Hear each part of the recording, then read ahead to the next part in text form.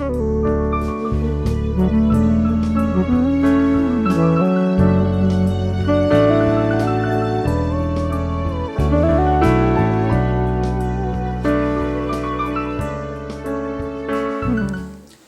I'm Frank Bucaro, and welcome to this session on ethics in business.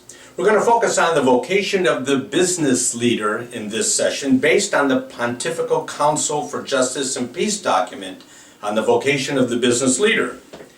Now, in this document, I'm going to give you a couple of nuggets as what this document brings us to as business people, as faith-filled people, as Christian leaders, and what we need to take to our businesses and to the marketplace.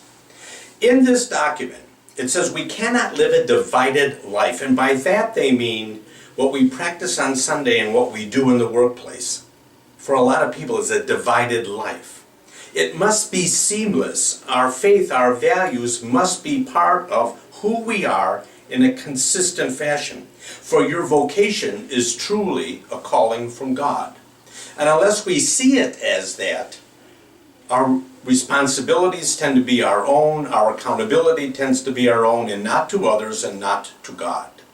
For He has called us to do what we do. And there are 4 factors in this document that influence the role of the business leader in today's culture. The 4 are these: globalization, communication technology, the financialism of the economy, the global economy in particular, and cultural change. So as we look at these, the document goes on and says there are foundational ethical principles for business. And I'm going to springboard off of these in just a moment. The first one is human dignity. Human dignity.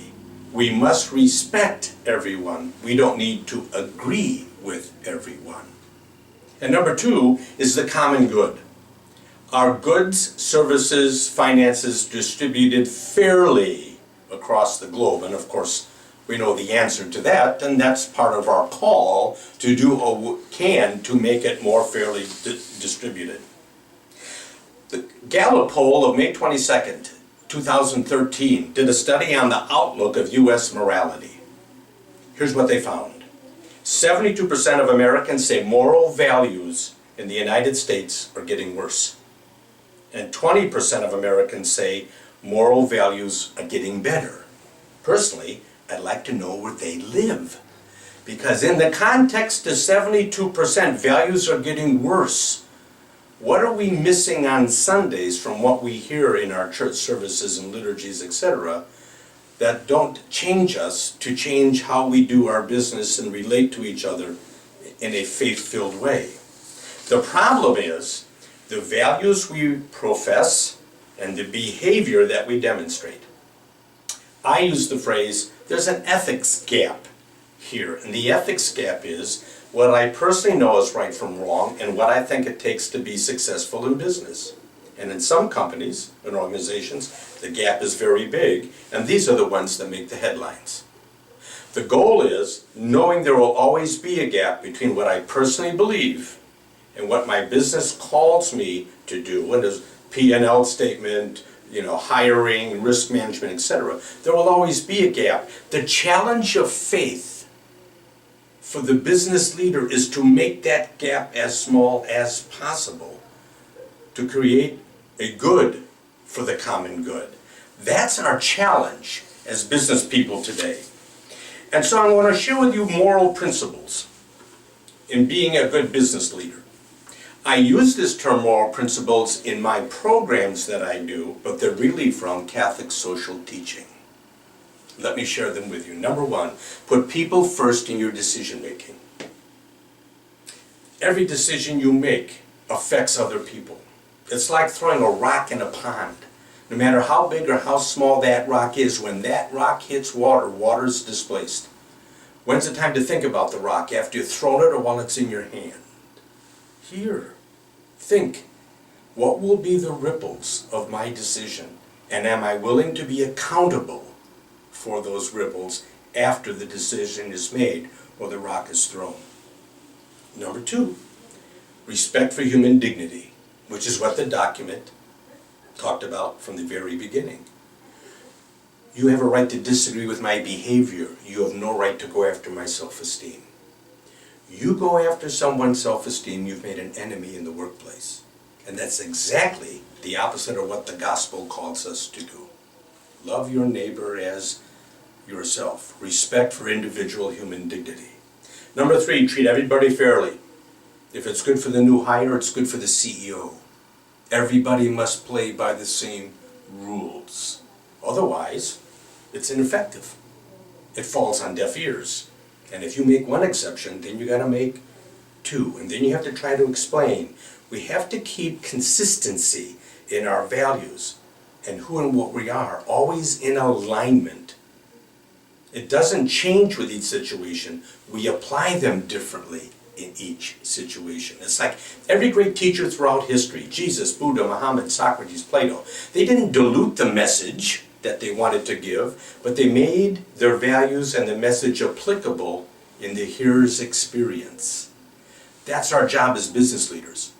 Translate our leadership skills, what we believe, the focus of the company, the mission statement, the value statement, the faith that you bring to the workplace, and make it as seamless as possible so that people know you by your actions, not by what you say. Because remember this as a business leader.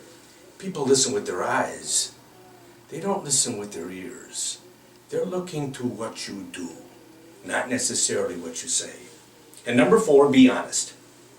If you have a short memory, always tell the truth. It'll save you a lot of problems in the long run.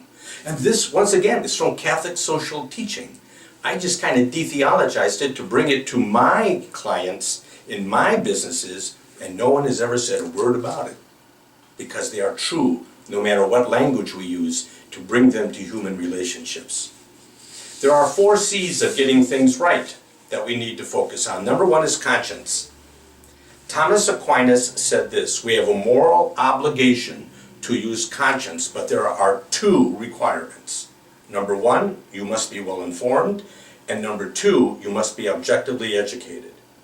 Those are not the same. If you're just well informed, you're aligning other material to align with your values. If you're objective, you're looking beyond your scope to get common wisdom, communal wisdom, that'll bring us more information to make the best decision possible. Conscience. What does your gut say? What does intuition, what does your moral code tell you is the right or wrong thing to do at that particular time? Number 2, analyze your choices. There are pros and cons of choosing. An analogy I like to use is a moral spiral. Every decision you make affects other people, and the spiral continues. There's never a decision made in isolation. There's always the next turn of the wheel, or the next ripple of the rock that is thrown as a decision. Number 3, your culture, your mission statement, the value statement, about your company, about what you do, what you bring to the workplace, it's a service or product, whatever the case might be. Do you have a mission statement? A lot of times when I ask my audiences if they do and they raise their hands, I go, good, tell me what it is. No one can repeat it. If you can't tell me what it is ineffective. And a mission statement should answer 3 questions. When we look at business, what's your business? Who are your customers, and what do you do differently than your nearest competitor? And this is where being the faithful business leader can make a huge difference in why people want to do business with you, because it fosters trust and a consistency where trust fits in to that business relationship. And the 4th C is compliance. We must always look to what does the law say. Are we being compliant? Make no mistake about it, however, compliance is not the same as ethics. Not the same. They are concentric circles. Compliance is letter of the law. Ethics is spirit of the law. If you have a compliance issue in your company, you know who you go to, a compliance officer. A lawyer, very well trained, brilliant people, no doubt about it. If you have an ethics issue, who do you go to? You have an ethics officer, ombudsman program, hotline? Because I believe this, if you can stop something from becoming an ethical issue, 9 times out of 10, you can stop it from becoming a compliance issue. And where's it going to cost you more money? When you get into the courts. We must be proactive with ethics. Here's the definition of ethics I share with you. Ethics is a tough decision with the payout at the end. And an unethical decision is the easy one and the payouts up front. You have to really agonize, and I mean this in a positive sense. You need to really think about this decision.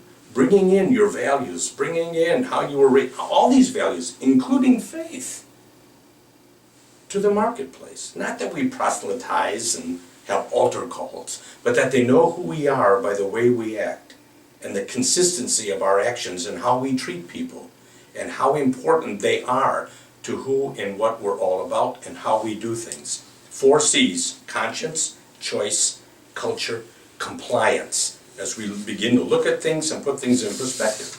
In the meantime, there are workplace values that we need to embrace. Everybody admits that good ethics is good business. Then my question is, what's the problem? The problem is getting a hold on these values. Number 1 is trustworthiness. What's your word worth? There was a time in American business where a person's word was their bond. Now it's legalese and reeves and paper and contracts and etc. What's your word worth? Do you keep your word to your people? If you make a promise, do you keep it? Little or big? Trustworthiness. Number 2, unity. Are we all on the same page? Is everybody following the same mission statement, same value statement, same page, same book, same sentence, same word? Are we all together in unity in what we are doing in business? Number 3, I referred to it before, respect for everyone, from the new hire to someone who's been with the company 30 years, across the board, no exceptions. Number 4, justice. What's fair? What's just? According to whom? Who says so? Is it a legal issue, moral issue, ethics issue? Who decides? Based on what? You say it's right or wrong, the law says. Your values, your mission, be very clear. And number 5, service and humility. Understand this as a faithful business leader. You did not get where you are on your own. We stand on the shoulders of those who've gone before us. Be humble. And the question I have for you today is, are your shoulders strong enough for the next generation? Be grateful, but don't be egotistical. You didn't get here on your own. If egotistical attitudes take over, it chips away at the faith. It chips away at our mission as Christian business leaders. For Jesus, the greatest servant leader of all, didn't covet titles, but looked for ways to serve and got it done. Now, we have to understand also that there's a process of making decisions that keeps our values intact. Number 1, intuition. What does your gut tell you? Moral code, conscience. Number 2, what does your experience teach you? Keep this also in mind. This is the first time in American history we have 4 generations in the workplace at the same time. And there's a 5th one coming called the digital natives.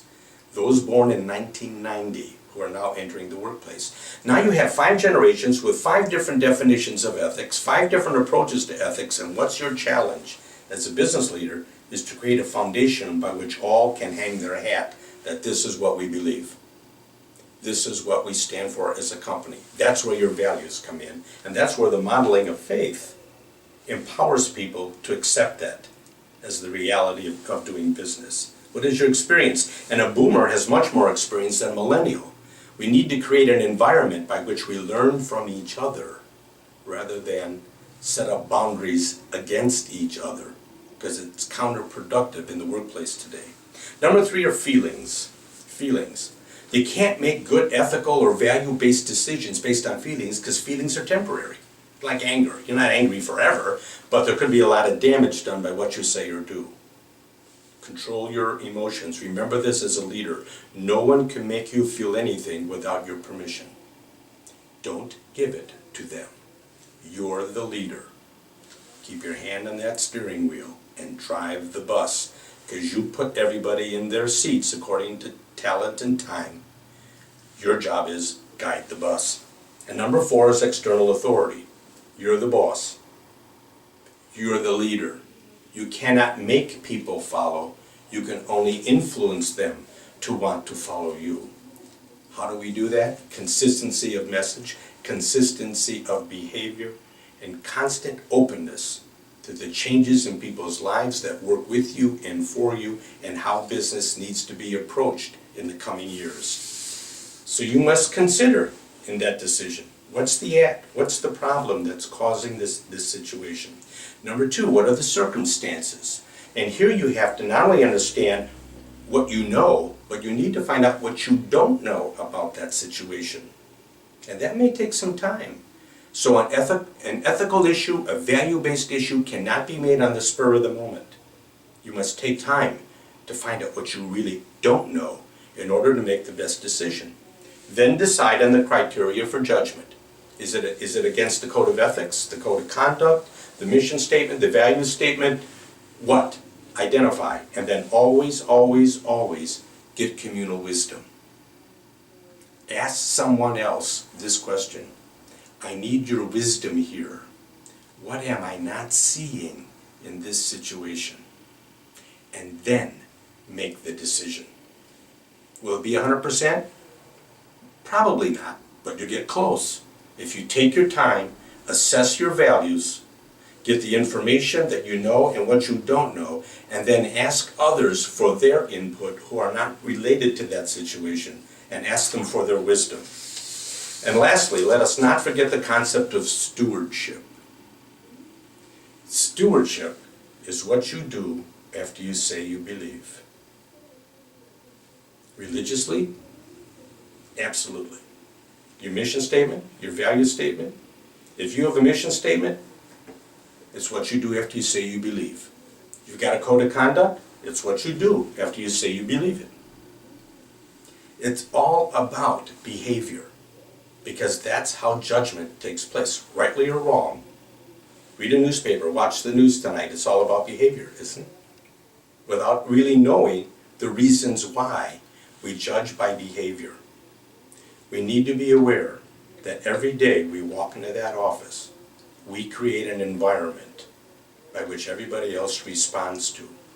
Your choice is what kind of an environment are you setting on a day-to-day basis, positive or negative, joyful or sad. The choice is yours as the business leader, a faith-based business leader. That every Sunday at services and liturgies, we are empowered to go out and bring the good news to our world. The question is, every day, how will you bring the good news to your workplace? I wish you peace on your journey.